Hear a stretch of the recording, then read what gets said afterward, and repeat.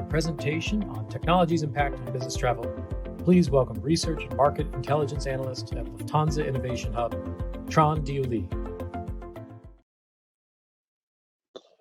Hi everyone, my name is Lee and I'm so thrilled to have been invited by Skift to share my view with you on how software is eating business travel. As mentioned, I'm an analyst at the Lufthansa Innovation Hub, and in my role I'm responsible for all research initiatives on changing travel behavior, including the role of virtualization and remote work. This topic has been one of the center points at the Lufthansa Group, and in the past year, we have been tasked to develop a stance for the group. So the main goal of my research is to quantify the potential substitution effect of software solutions and understand how overall business travel dynamics might change post-COVID. And today, I want to share several of our research findings with you, including a systematic categorization of the virtual work ecosystem. This framework has been extremely helpful for us internally and used by decision makers in our parent company to better plan for the return of business travel. But before I lead you through it, I would like to briefly explain the context and role of the Lufthansa Innovation Hub. We were founded as Lufthansa Group's primary digital unit for a new digital business across the whole travel mobility space. Why? Because we believe that the travel chain of customers' touchpoints is not linear and isolated, but instead we understand it as an infinite relational loop where all different travel segments are interconnected by digital means. In our EHAS view, we create value for the customer from the moment they start looking for inspiration, are leaving the house, to the moment they get back home. Now, with that information, let's get into why and how we think software is eating business travel. Many prominent figures have made predictions about business travel. One that most of you probably heard was by Bill Gates, who predicted that over 50% of business travel will go away, along with 30% of office days. Some people say that Bill Gates is not qualified to make this prediction as he doesn't work in the travel industry. But it was also Jeffrey Goh, the CEO of Star Alliance, who said that the business travel segment might contract by 30% as a result of virtualization. We also developed our own take on it and interviewed 25 executives from top travel companies, including Amadeus, Plug and Play, and BC Travel, and compiled predictions and opinions in the Delphi study. The Delphi study is a method used as a research proxy to better quantify uncertainty with frequency and standard deviations. We'll publish this whole study later this month, but here's a short sneak peek of results for virtual work. Like Jeffrey Goh and Bill Gates, our experts also agree that remote work is a permanent long-term change that will be adopted by companies globally and of all sizes, which might not be so surprising, right? But when we asked about the likelihood of technology substituting business travel, the experts believe that this scenario was unlikely to happen, which you can also see in the deviation in opinions, on the distribution.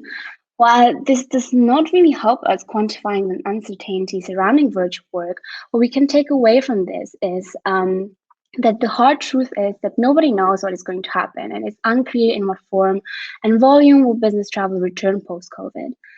But as Lufthansa Group, we still need to know how to plan ahead and move forward. And from our research, we identified two main underlying forces driving this shift, which was crucial for the group to understand how to approach the virtualization trend.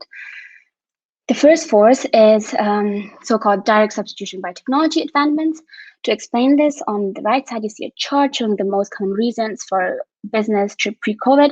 So, for example, we know that the biggest chunk, a quarter of business trips, were for sales and clients meetings, followed by conventions and trade shows and intra-company meetings. Now, when we went into lockdown, we had to replace those trips with virtual tools. So any technology addressing these needs, displayed on the right side here, would directly eat away from business travel. Secondly, there is an indirect force driven by a change in overall work culture. And even if we return to face-to-face meetings and physical offices, remote will become the new norm. About 75% of workers say that they will want to continue working remotely, but remote companies also show better performance. Studies have found that remote workers were 35 to 40% more productive and delivered higher quality output than their office counterparts, and a remote workforce was found to be happier as it led to 12% lower turnover rates. Now, I'm not really saying that remote work is perfect. It has its drawbacks, and most likely the eventual scenario will be more of a mix. But why I'm telling you all of this is because this change in office and collaboration culture will indirectly impact the travel industry. It might be because people will travel less to different office locations to work with colleagues, or that workers will travel more because they move to Mallorca and then fly every month to meet with their team. Either way, as Lufthansa, we want to be part of and shape this cultural shift as it will affect the business travel activity for us. And so combining these two forces of direct and indirect impact, we developed a systematic categorization. And on top of that, we scouted hundreds of startups and mapped the landscape to make it more digestible and easier for our Lufthansa leadership to identify the next strategic steps and partnerships. So here you can see the results of the 100 most funded startups that are challenging business travel needs. Now there's a lot happening on the slide, so let me just lead through it. Starting with the familiar, you can see the direct and indirect impact that we just discussed. You can also see we created categories based on the most common business travel purposes and based on the type of virtual solutions that are being currently offered in the market. So conventions and trade shows are virtual events. Virtual office are startups recreating physical office buildings online and enabling spontaneous informal chatter. Virtual collaboration startups enable teams to create output simultaneously virtually, and client sales meetings are under virtual workshops and presentations.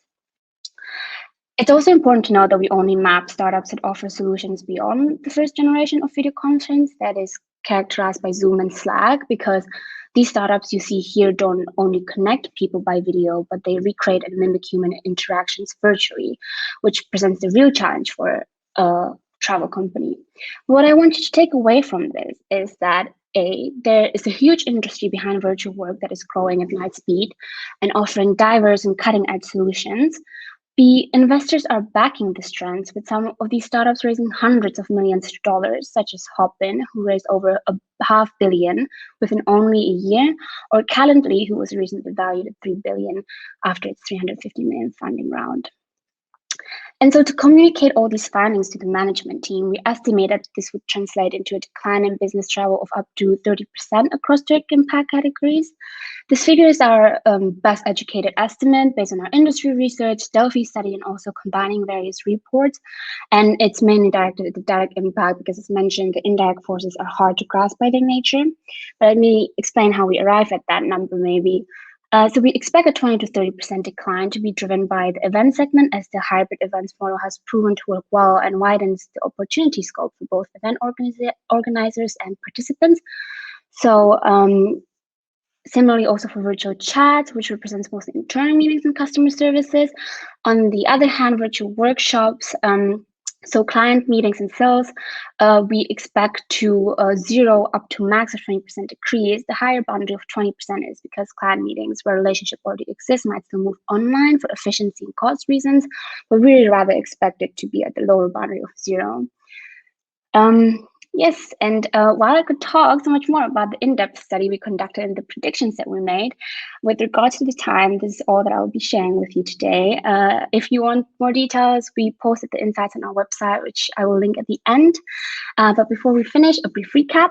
What I would like and hope for you to take away from this presentation is that virtualization of business travel is driven by two main forces: a direct technology substitution, an indirect cultural shift, which add an additional layer to business travel as we know it.